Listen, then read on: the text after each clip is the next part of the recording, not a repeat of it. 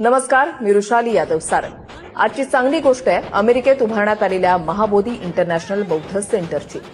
जगात आखाती आणि रशिया युक्रेन युद्धामुळे शांतता धोक्यात आलेली असतानाच युद्ध नको बुद्धचा नाराही बुलंद होतोय.